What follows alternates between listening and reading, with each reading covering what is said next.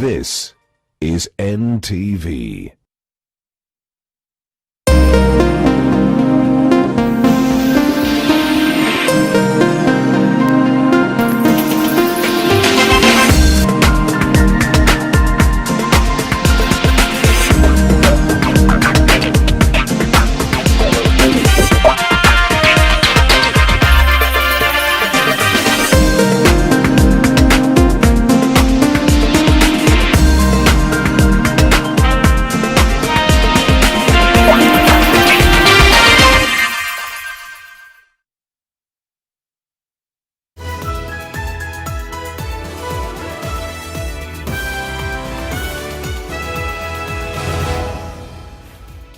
Can you smell it? That's right, love is in the air. That's right, Valentine's is right around the corner, a couple of hours from now. But for those who choose either not to prescribe or choose to opt out, then I suppose you're packing up for the men's conference. But that is a story for another time in this hour, not tomorrow quite yet. But before then, let's take a look at the highlights. Tonight, I will continue to work as Deputy President of the Republic of Kenya because that is my place in the Constitution. Mr. President, your deputy has spoken and you're stuck with him. Veiled statements on the disrespect in the presidency. Hata kama kazi ambazo ningekuwa nafanya mimi kama naibu wa rais inafanywa na wengine, mimi pia nimeheshimu uamuzi huo. But who is the cause of Kenya's toxic atmosphere? Sisi wana Jubilee hatumshukuru Mungu. Tumekuwa na kiburi. Tumelete msukusuku katika nchi. Plus, the journey of saving the environment. Watu wengi waoni kama ni kazi, wanaidharau sana. Because most of them wamekuwa hata wakiniita chokora. You may speak ill of her trade, but what she sees is trash. Trash turning into treasure. And why all the fuss about Valentine's Day? Do men and women speak different languages when it comes to love? Really made it to be about who gets the best gift. Picking something probably from a movie and saying, okay, so this is what my woman will like without not understanding her is one thing men mostly do. We have discussions on love on this World Condom Day. Also tonight, forget the usuals. Rogers Kwemoe, an underdog, takes the men's Kenya cross-country championship as Ruth Chepngetich maintains the women's title.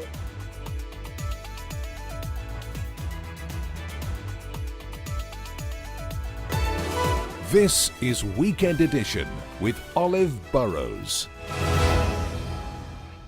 Let me start by telling you just how many ways you can stream this bulletin. There is Facebook, there is Twitter, there is YouTube, so you have no excuse not to watch NTV Weekend Edition. With me tonight is one David Agondoa. As Mark Masai calls him, he will be my co-pilot tonight. We start with politics, and Deputy President William Ruto says he will not resign from government despite President Uhuru Kenyatta daring him to do so. DP Ruto also insists that the president is the head of the Jubilee government and that he has never disrespected him as his boss, despite admitting that his roles have been handed over to others. Vincent Odor reports on the latest in the ongoing drama series that is the Kenya's presidency. Just a day after President Uhuru Kenyatta dared his deputy to resign from government, accusing him of attacking the Jubilee administration from within, Ruto has responded to his boss. And I will continue to work as Deputy President of the Republic of Kenya because that is my place in the Constitution. The second in command has taken a different tone from his boss. His first response after the president's dare was a reminder of his support and loyalty for Kenyatta at his time of need.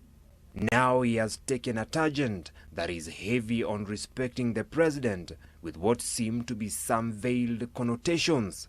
Yeye ndiye mwenye kusema kwa hii serikali na sijawahi kusema kinyume ya rais kwa sababu ya heshima. hata kama kazi ambazo ningekuwa nafanya mimi kama naibu wa rais inafanywa na wengine, mimi pia nimeheshimu uamuzi huo.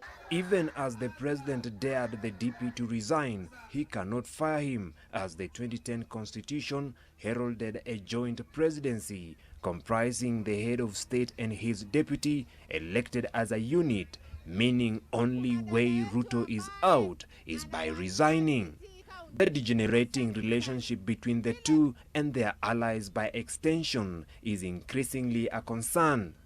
Malumbano ya chama ya Jubilee imethuru maisha ya watu wa Kenya. Down like gentlemen and sort out your differences once and for all, for the sake of Kenya and for the sake of the future of our country.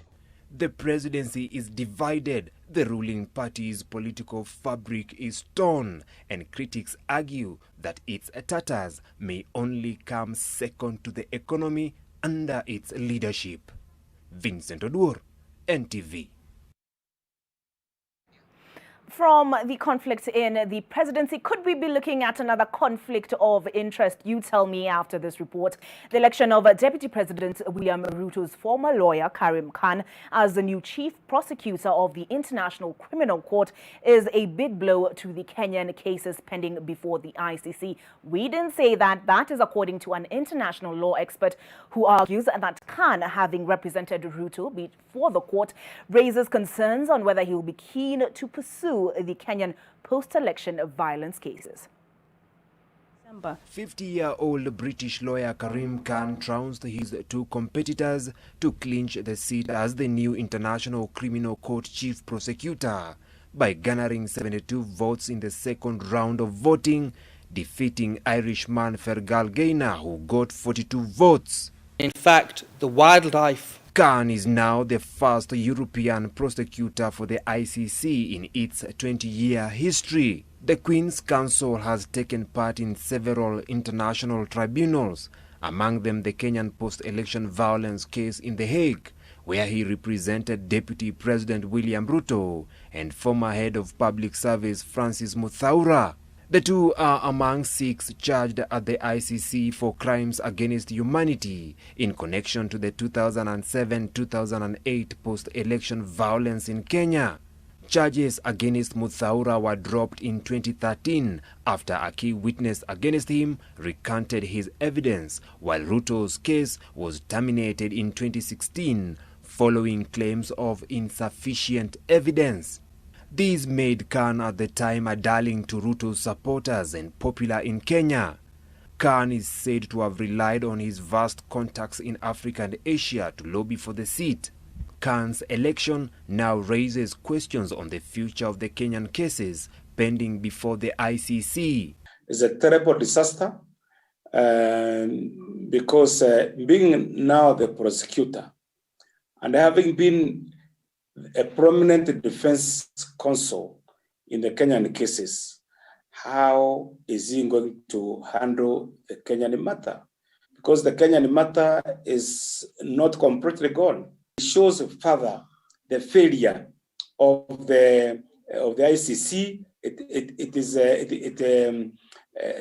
exposes weaknesses of the ICC. Outgoing prosecutor Fatou Bensouda once said that the case against DP Ruto will be revived in the event new evidence emerges.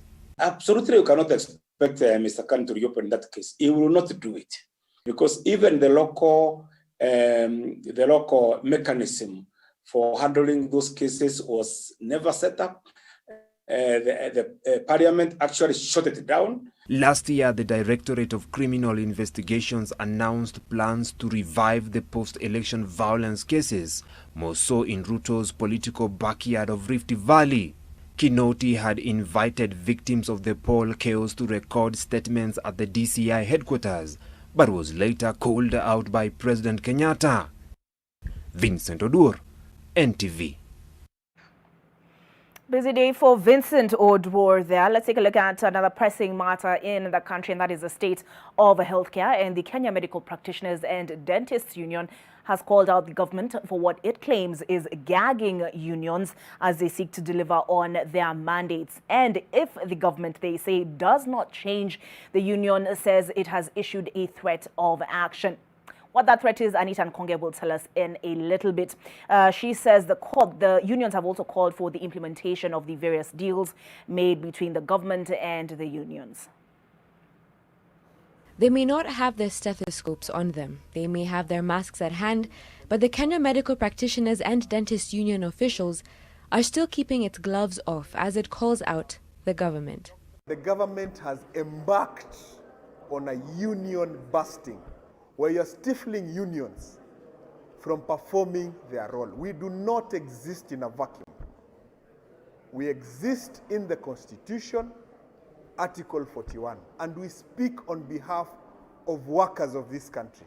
And it's a worrying trend because it looks like that is now becoming government policy.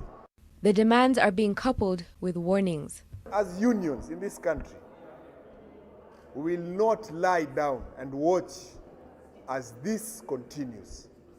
We're in consultations with all other public sector unions, and very soon, if this situation remains unremedied, we shall come out strongly and give our position on the next course of action. The KMPD also advocating for resolutions to be made with other unions who they say have been neglected. Issues that remain unresolved should be resolved. Our remittances from the employers must be reinstated. Failure to which we shall announce our next course of action, not as KMPDU alone, but as public health sector workers, including the teachers. The KMPDU wants the national and county governments to implement the various agreements they had made with the union at the beginning of the year following a 6-week strike. Further, to date, some clinical officers and nurses are still on strike. Anita Nkonge, NTV. Friday's fatal crash at Gilgil did not just claim 9 lives, but robbed families of their loved ones. 6 out of the 9 were from Molo, among them the driver of the ill-fated matatu. NTV spent some time with the families and they recounted their last moments with the deceased, as Bridget Ngana now reports.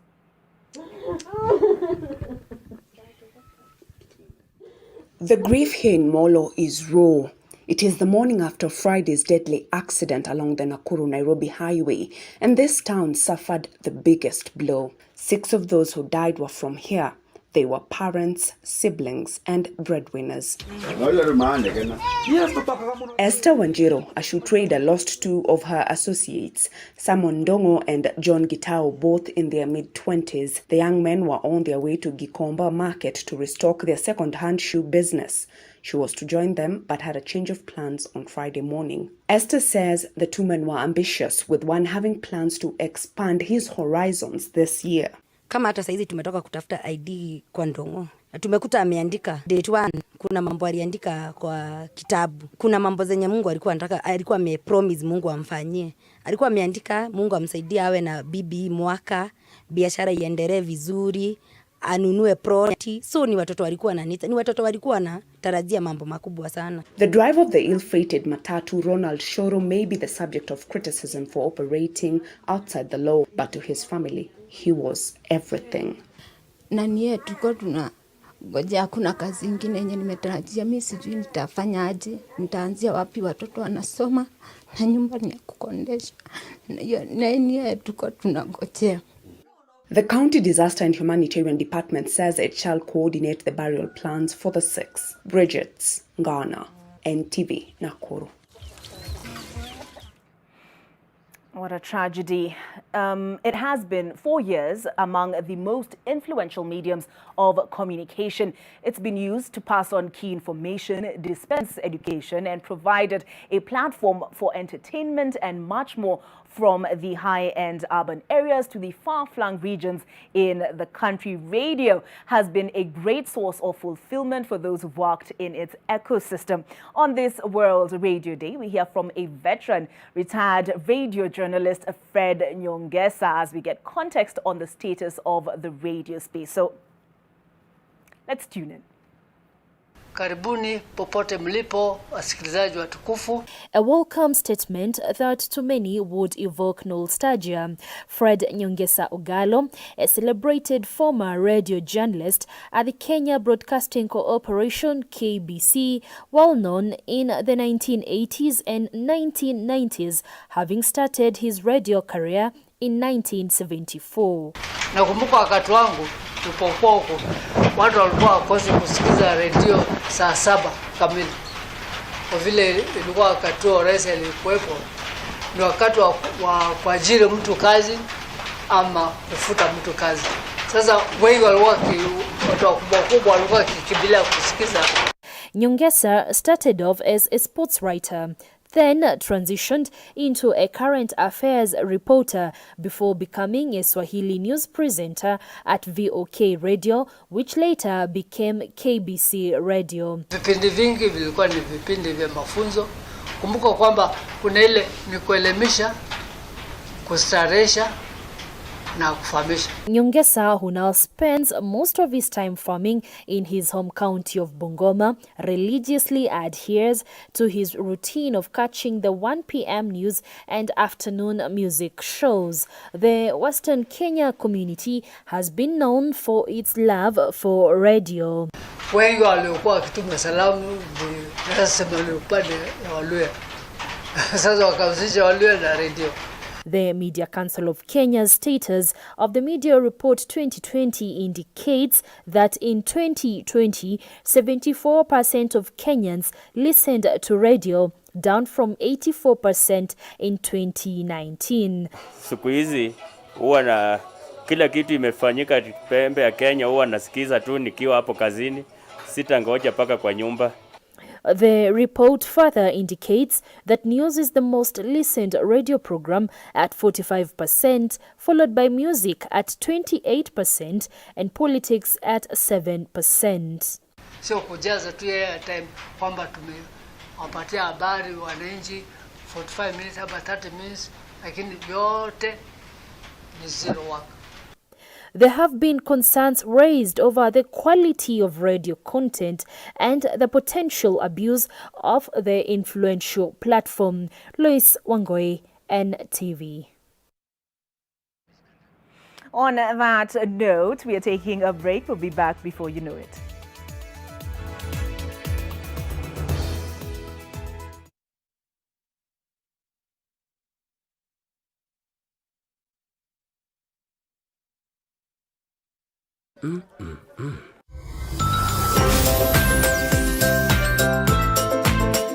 New Tuzo Yogurt Cup. Size yako, bei yako. Oya ni aje, mino Jonte Fresh. Jumi transform ordinary za mtush zenye ziuka mna hii harufu ya bail into the freshest igi koshi yote. Siri ni hii Ariel mpya ya pink. So clean, so fresh. Ma customer unaisana na hii story. Ninatumia Ariel touch of down mpya tu. This looks different. It is. See for yourself. Okay, so it's a photo. Look closer. Photos within photos. What about video? 8K video. Beyond cinema quality. So... You can pull portrait quality photos straight from video. But will it last the whole trip? Battery for the whole trip and the way back. This is different. Told you.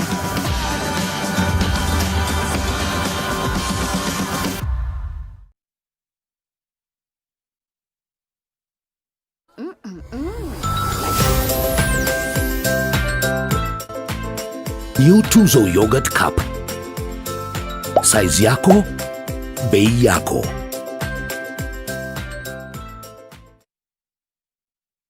Here we are, living in the moment. And here we are, dreaming in the open. Now look around, isn't this a new day? Make a move, doing things a new way. A new way. 'Cause this is our world, and this is our time. These are our plans, we're gonna let them shine. This is our place, the human race, and we won't stop dreaming. No, we won't stop dreaming. Build your tomorrow today. Tononoka Group, at the core of every construction.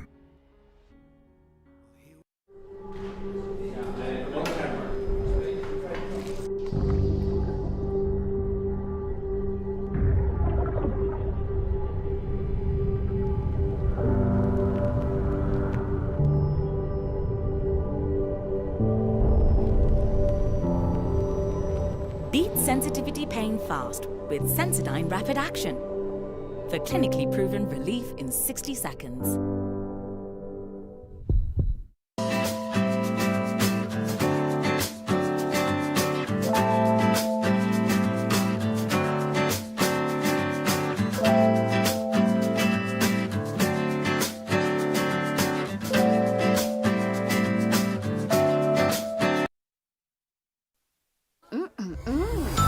New Tuzo Yogurt Cup. Size yako, bei yako.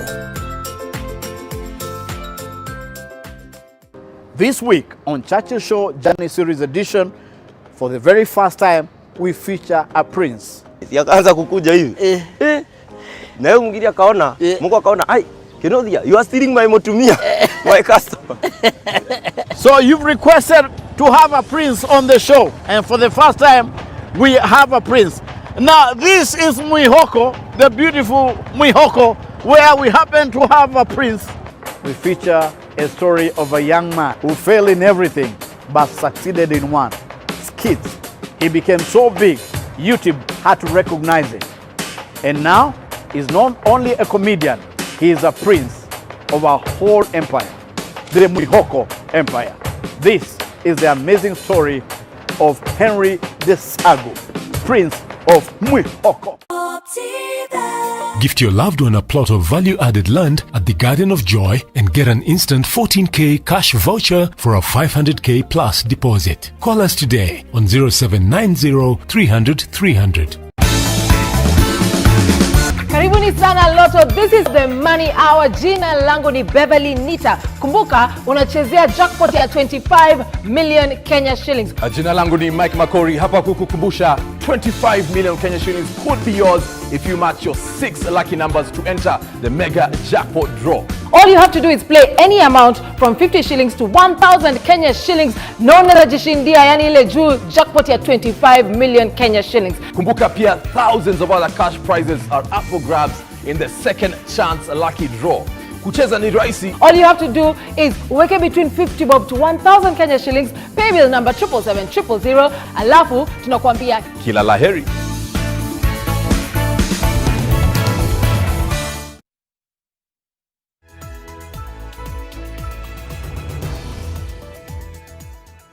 Trust me, what we've prepared for you was worth the wait.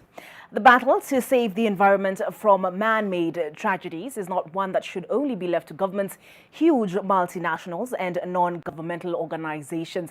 It is upon each and every one of us, and we see this through the life of Jedida Kanana, a woman in Meru County for whom what may be your trash is her treasure. Bottle by bottle, she's been transforming items discarded every day and processing them for use again. Rose Wangoi has more details on her efforts that not only reduce pollution that comes from chemicals used to make those bottles, but also cuts down on the amount of trash thrown into landfills.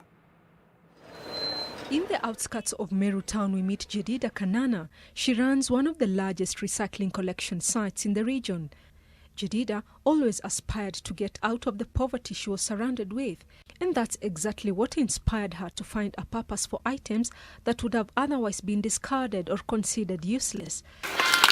She started her project to combat plastic pollution in 2013 after growing tired of the government dragging its feet in taking action. Napenda kuona environment ikiwa safi. Mimi hata nikitembea nipate mkebe, mahari, naokota. Nikipata mfupa, hata bones, nikipata mahari naokota. So watu wengi ndio maana wananionanga kama mimi mwenda wazimu. Most of the garbage consists of plastic bottles, cans and countless shopping bags. Hii biashara yangu watu wengi waoni kama ni kazi, wanaidharau sana. Cause most of them wamekuwa hata wakiniita chokora. Nimeajiri watu wanaita chokora. But as for me nawaita pickers na ama ni vijana wangu tu bado. Tunafanya nao ndio wanasaidia kulete. Wanaokota, wanalete hapa, wanapata riziki. She says it can take many hours, even days, to collect a kilo of plastic bottles. Shauri naye kazi ya sorting haitaki kila mtu. Shauri ukichanganya kama kifuniko hii, uweke na kifuniko ingine ambayo si injection. Kwa plastic kuna injection na kuna bro. Ukichanganya kidogo, umeharibu yote. Unaweza hata peleka tani 2 ukute ni waste. Inatupwa. After sorting and cleaning the bottles, they're ground and shredded into flakes, then melted and fashioned into small pellets. Kuna wakati tunauza Nairobi kwa company zenye zinaenda kufanya recycling, wenye wanatengeneza, wakinunua plastic wanaenda wanatumia hiyo plastic tena kujenga plastic nyingine kama mitungi, kibuyu, jug, hizo mitungi. Jadida has demonstrated that investment in recycling of waste is a viable income generating venture for low income groups. Mwisho wa mwezi unaweza pata around 40,000. Tangu mume wangu akufe nilikaa miaka 2 nikafukuzwa kwa boma. Sasa tangu hapo ndio huyu mama alinichukua na akanifunza hii kazi. Tangu siku hiyo hatujawahi kosa chakula. Tunakuja tunauza hapa. Wale wanajilipia nyumba, tunajilipia, tunakula kuhusiana na hizi vitu unaona hii.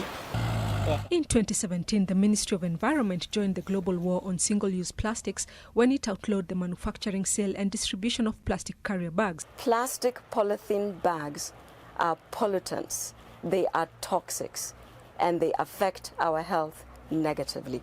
In 2018, the National Environment Management Authority sought to extend the plastic bag ban to include single-use plastic containers like bottles made from PET. The move was prompted by the irresponsible disposal of plastic bottles in the country, even after the plastic ban. But we must go a little bit further to recover that plastic that now is within us from in our houses, so it does not end up in our streets to cause chaos. But there are still no laws requiring corporations that profit from single-use plastic bottles to clean up what they produce. Hivyo nimeokota plastic inakosa market. So unakuta kuna wakati bali inaenda juu, inaenda chini. Electronics ziko na paunda ingine ambayo sio friendly kwa environment. Niko na hiyo e-waste of which bando sijapata mtu wa kuchukua e-waste. Kwa hivyo naomba sana serikali itusaidie vile e-waste itakuwa bando inachukuliwa. People like Jadida will continue transforming plastic waste into useful products and helping prevent short-lived climate pollutant emissions from the open burning of plastic. Ruzongoi, NTV. Jadida changing the world one bottle at a time. We take a break. We'll be back shortly.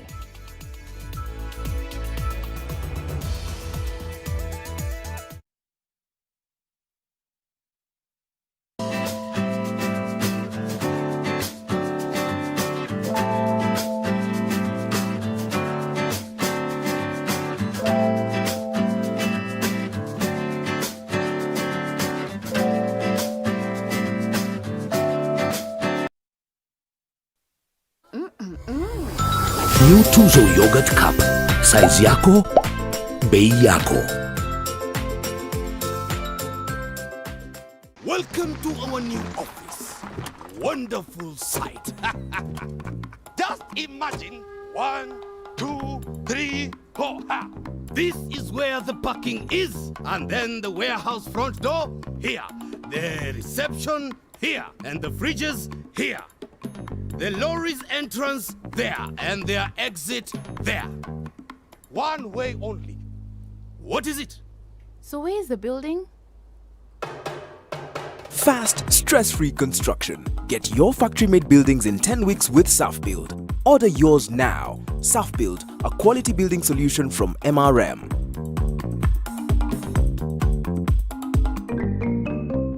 For a better tomorrow, don't forget to do the 1, 2, 3 with Colgate every night. Smile through your day with a fresh breath and strong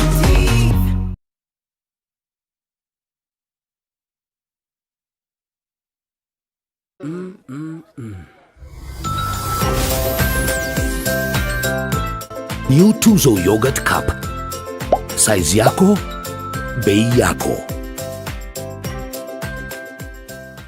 All the days and the nights, reading for them and to them. You don't stop, and neither do we.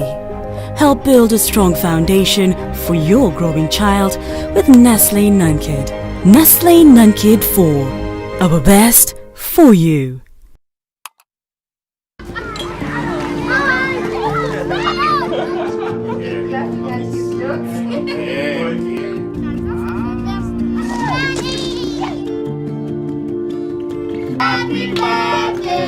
How are you? Fine. What are you doing? Candace, what's that? I brought you a small bonus. Bonus for what? Daddy said you helped us get a house, a car, and mommy's business. But I only helped them get the loans. You did more than that. You got us 299 family dinners, 64 kisses on the cheek, 12 road trips to see grandma, 42 jokes from daddy, 49 laughs from mommy. In over 60 years of dealing with numbers, we've learned that the numbers that matter the most to you are the ones that matter the most to us. NCBA Bank. Go for it.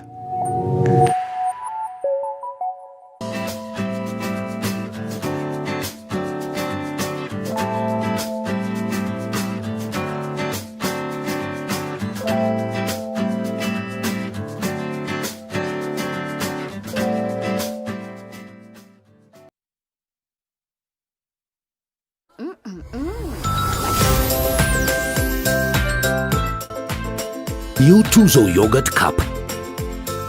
Size yako, bei yako.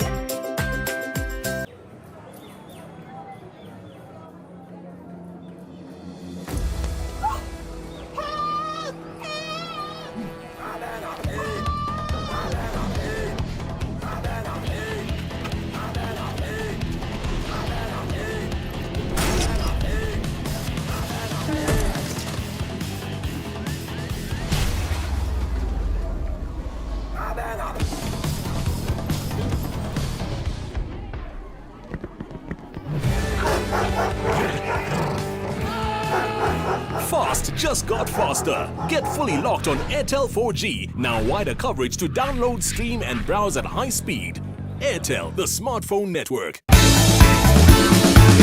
Karibuni sana Lotto. This is the money hour. Jina langu ni Beverly Nita. Kumbuka unachezea jackpot ya 25 million Kenya shillings. Jina langu ni Mike Makori. Hapa kukukumbusha 25 million Kenya shillings could be yours if you match your 6 lucky numbers to enter the mega jackpot draw. All you have to do is play any amount from 50 shillings to 1,000 Kenya shillings, known as a jishindia, yani ile juu jackpot ya 25 million Kenya shillings. Kumbuka pia thousands of other cash prizes are up for grabs in the second chance lucky draw. Kucheza ni rahisi. All you have to do is weke between 50 bob to 1,000 Kenya shillings, pay bill number 77700, alafu tunakuambia kila laheri.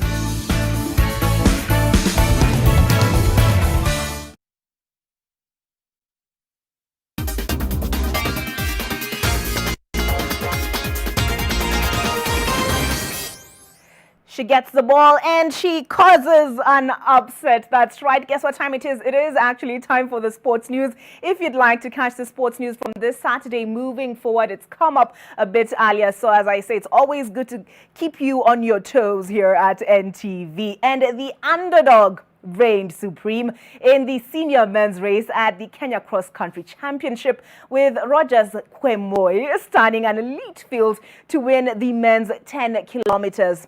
This as Sheila Chelangat defended her title in the women's senior race. The championships doubled up as qualifiers for the Africa Cross Country Championship. The National Cross Country Championships. Despite the senior men's 10-kilometer race touted as a duel between pre-race favorites, former champion Jeffrey Kamuror of Kenya Police and half-marathon world record holder Kibiwot Kandi of the Kenya Defence Forces, early surprises showed themselves in the race, with North Rift's Michael Kibet taking the lead. It wasn't to be for too long, as defending champion Kandie grabbed the lead from Kibet, as former world record holder Jeffrey Kamworor and three-time champion Bedan Koroki dropped off the race. Ultimately, 23-year-old Rogers Kwemoy of Central Rift stormed to the front with 1 lap to go and stunned the field to win it in a time of 31 minutes, 3.3 seconds. The dethroned Kandie clocked 31 minutes 5.05 seconds to take second, as South Rift's Edwin Bett took third. Nilitumia akili kwa sababu ningepiga mbele singeweza kumaliza, so nikaonelea kwamba waje nikae nyuma yao mpaka the last lap ipaki, alafu nitakuwa niende. Central Rift's Nicholas Kimeli, KDF's Fenas Kipleting, and Daniel Mateiko rounded out the top 6. With world cross-country champion Helen Obiri opting for the mixed relays, the field was open for a competitive race in the women's 10 kilometers. Sheila Chelangat of Kenya Police won it in 34 minutes 55.5 seconds to defend her title, with Daisy Cherotich second in 35 minutes 9 seconds, and marathon world champion Ruth Chepngetich third, 12 seconds behind. Mimi ni marathon, so nilikuwa najaribu tu nipushiwe kwa speed. So nashukuru Mungu sana. Hii course ilikuwa tough, juu ya maji na matope mingi. Agnes Chebet, Evelyn Churchier, and Hyven Kiyang rounded off the top 6. Meanwhile, Central Rift's Gideon Rono and Purity Chepkirui from South Rift won the men and women's under-20 races. The top 6 athletes from each category qualified for March's African Cross-Country Championships that will be held in Lomé, Togo. Ida Warenga, NTV. From those champions to football champions, and Kenyan champions Gor Mahia will be aiming to qualify for the group stage when they host Zambia's Napsa Stars in the first leg of their playoff match at the Nyayo National Stadium on Sunday.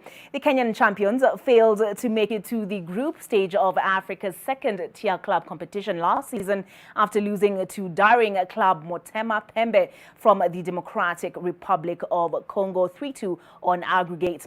Both teams got a feel of the grounds today as they prepared at the Nyayo National Stadium.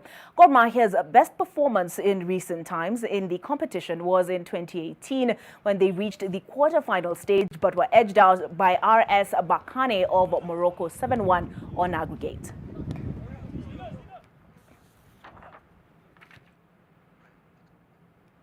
Nation FC caused the early upset of the FKF Betway Cup on Saturday with a 2-1 win over Vihiga Sportive at the Mumboha ground in Vihiga County. The Nation Media Group team, which only started training a week ago, scored the match opener in the 5th minute of the match through team captain Simon Mwema after a Vihiga Sportive player handled in the box. The home team drew level in the 35th minute through Cliff Adaji, who beat the Nation FC offside trap to beat Richard Wanderi in goal. The change of pace paid off in the 85th minute when Augustine Tico scored the winner after left-back Kevin Luangu overlapped and passed the ball to Mbidi.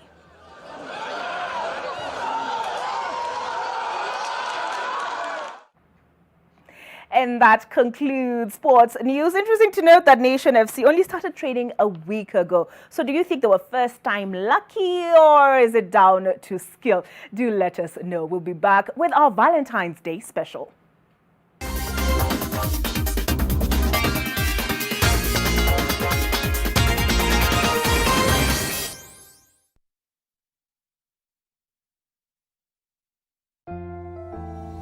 At the first sign of pain, you need a solution that you can trust to provide effective relief and is gentle on the stomach. Try Panadol Advance for relief from headaches, body aches, and fever. With Panadol's Optizorb formula, the tablet gently breaks down in the stomach, quickly absorbs, and starts providing pain relief in 15 minutes. For fast and effective pain relief that you can trust, try Panadol Advance. This has been Medifax for Panadol. Mm-mm-mm. New Tuzo Yogurt Cup. Size yako, bei yako.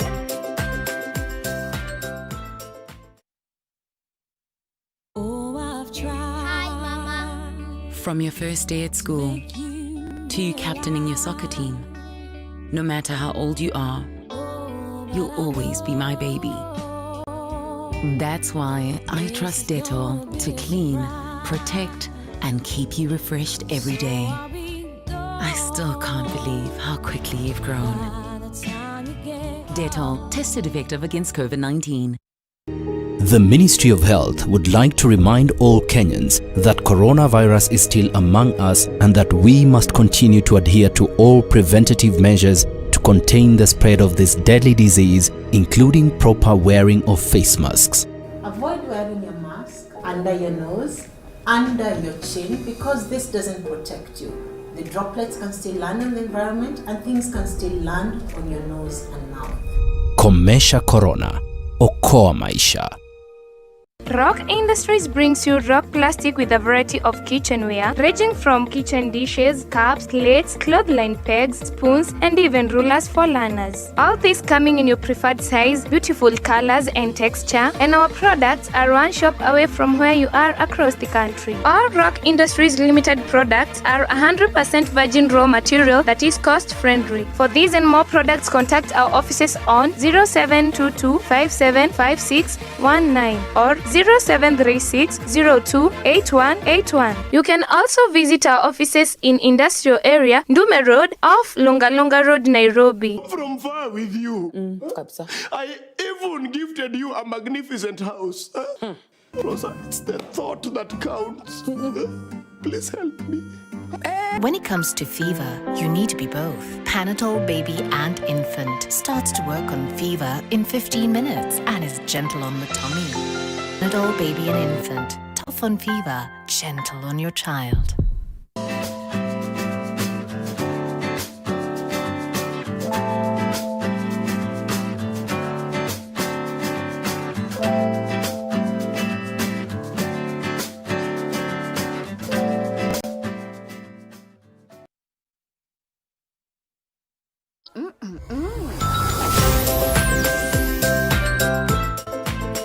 New Tuzo Yogurt Cup.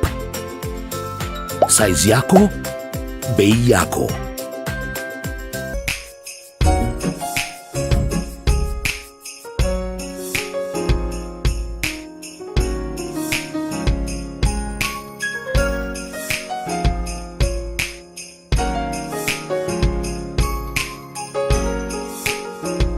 I trust Dettol to clean, protect, and keep you refreshed every day. I still can't believe how quickly you've grown. Dettol, tested effective against COVID-19. Maji mdosi wangu ametupa simu yangu ndani ya maji. Mdosi wako kwa sawa? Venye Nkirota ameniambia ajui na akimpigia simu ashiki. Hi! Guy! What the? For the women who deserve more, Moped is now in Kenya and more than 40 countries. With its nylon-free surface, new Moped has unique softness and up to 100% protection. Your skin will love it.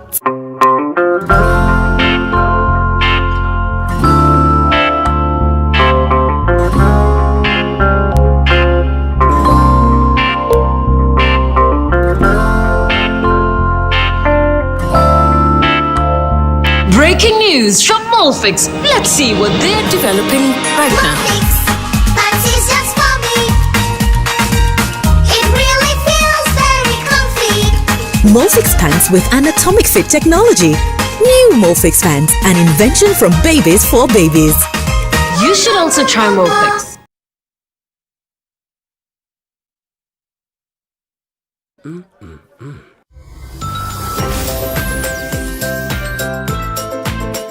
New Tuzo Yogurt Cup. Size yako, bei yako. From far with you. I even gifted you a magnificent house. Rosa, it's the thought that counts. Please help me.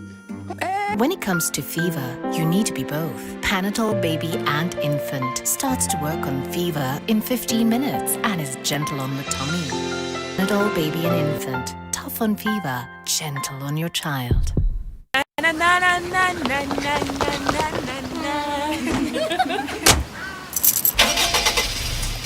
I open my eyes, I see beauty you can't believe. Oh, mama, no place I'd rather be.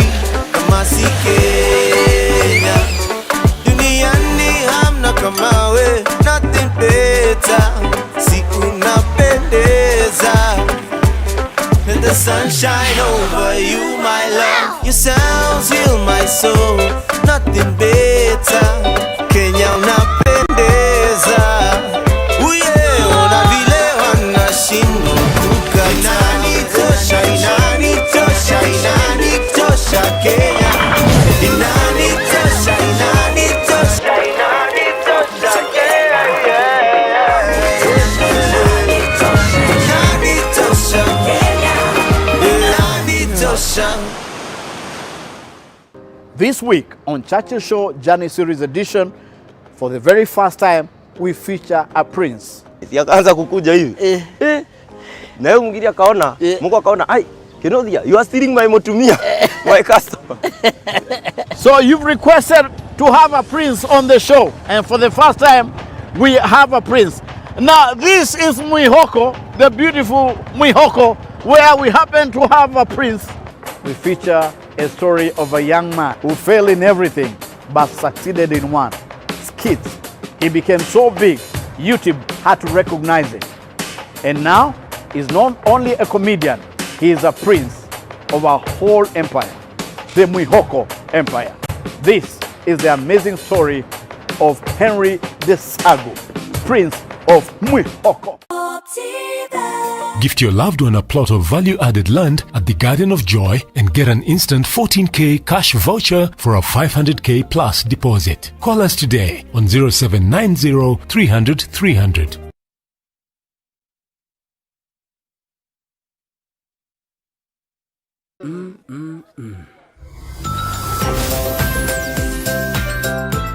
New Tuzo Yogurt Cup. Size yako, bei yako.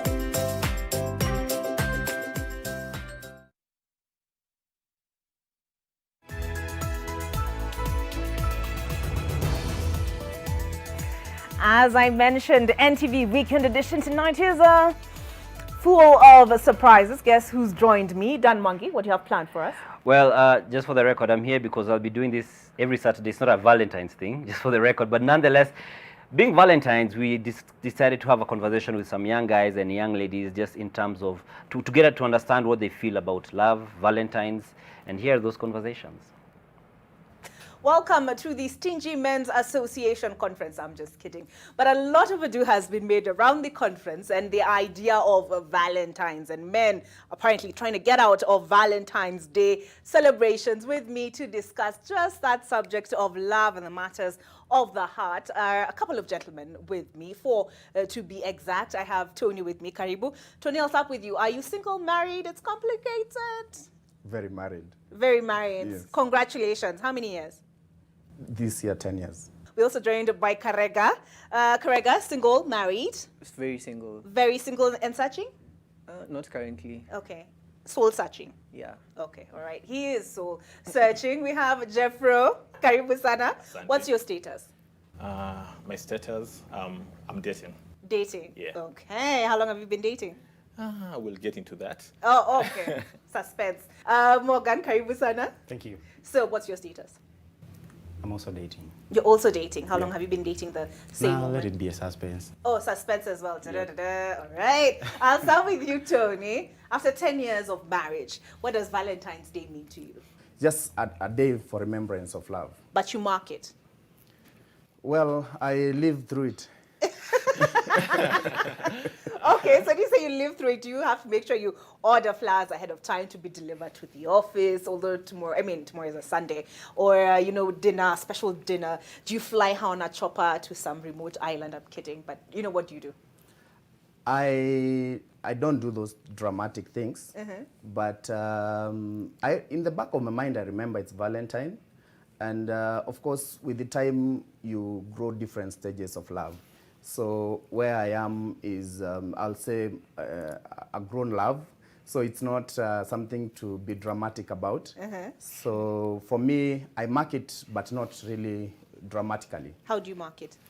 You know, with the time, you realize that love means different things. So, and you also get to understand your person and the languages of love for both of you. So yeah, I'll take them out, like I always do. But of course, since now every place you go is painted red, it will look like Valentine.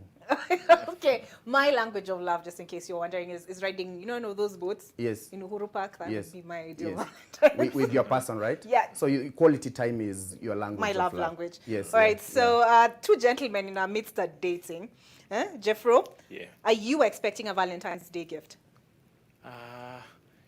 And I should ask, are you dating one woman or is it same?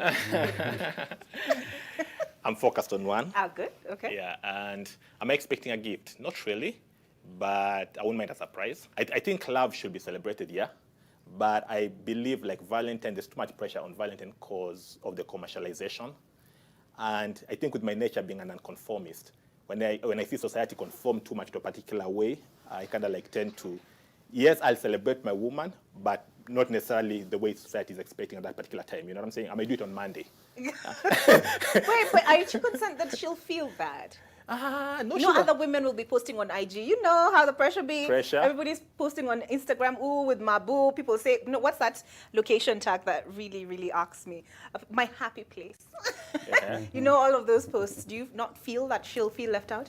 Okay, she's a strong lady, for sure. Nah, I don't think she'll feel left out. I'll see how to surprise her tomorrow. Okay. Maybe. Oh God, suspense is killing me. All right, Morgan, how about you? Well, I think for me, I'm not really into the fuss about Valentine because for me, my understanding of Valentine is about showing affection. And affection can be shown differently through gifts, and a number of things that one can do. For me, Valentine's is every day. Oh, okay. It's every day. You're a romantic? Definitely. Okay, Yeah. but will there be flowers involved, chocolates? Tomorrow? A stroll through Uhuru Park, I don't know. Nah, tomorrow I'll just wake up, go to church. After church, I'll go back to my house, and it's a day done. At least cook lunch. Oh, it's a surprise. Okay, I would spoil Ideally. the surprise. Karega, what's your plan? We have really made it to be about who gets the best gift, who goes to the most posh place. But it's really about spending time with those that you love. In whichever way you spend that time, it's okay. All right, so gentlemen, what is the craziest thing you've ever done for love? I'll start with the nonconformist because it just sounds like it'll be a very interesting story. Yeah. Jeffro?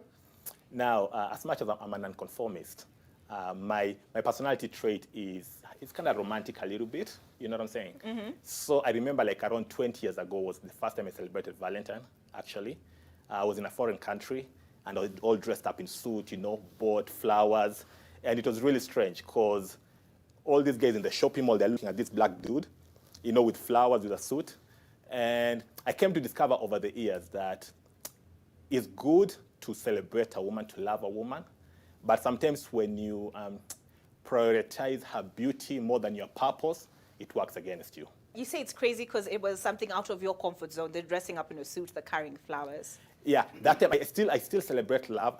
I'm still romantic, but I won't be extra. Okay. Yeah. Oh, come on, be a little bit extra. Live a little.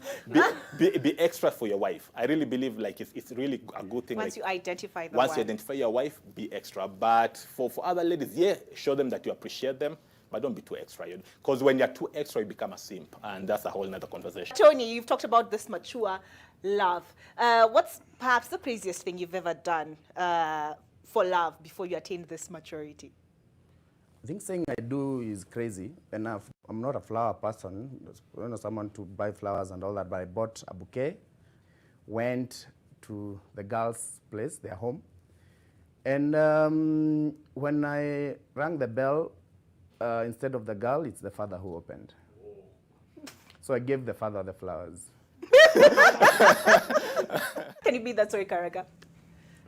I can't really bet it because I've not yet gotten into a relationship. But for now, just those small acts you show to your friends, your family. I am keen to hear what women have to say on the subject of love, particularly what they wish the men understood. Say interesting insights by the men, and some of them are trying to sound, if you ask me, politically correct because they know they're on TV. Let's see whether the ladies will do the same. And I'm joined by Morugi, Chepto, and Roseanne. Roseanne, right? Yeah. Sorry, I'm not the best with names ordinarily, but faces. So let's just get into it. Morugi, let's start with you. Are you expecting anything tomorrow for Valentine's? No, not really. Not really. So there's a part of you that's expecting something. I'm just not crazy about Valentine's. Are you dating? Tomorrow. Is it here? Oh, yeah. Or is it just not you? It's just not me. I take it. So when you are dating today and the guy tomorrow has plans for you. What just happened?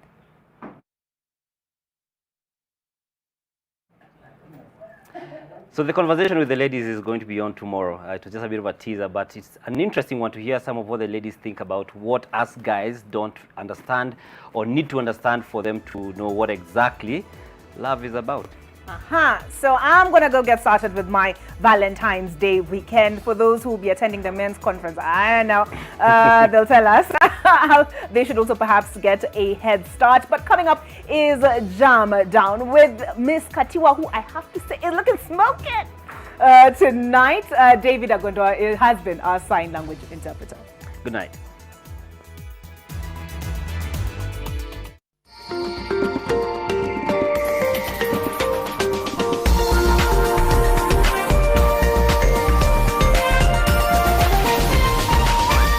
This is NTV.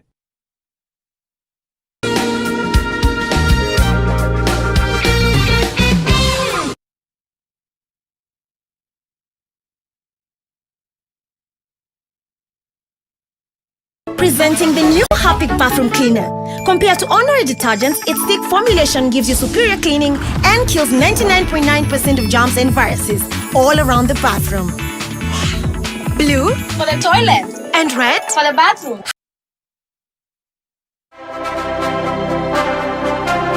Make a date with us on Monday 15th February as Magical Kenya launches a new set of signature experiences. We unveil a new face of authentic and unique experiences that represent Kenya in one place. Catch the event on NTV Monday from 7:30 p.m. and 10 p.m. Magical Kenya. Rediscover the magic.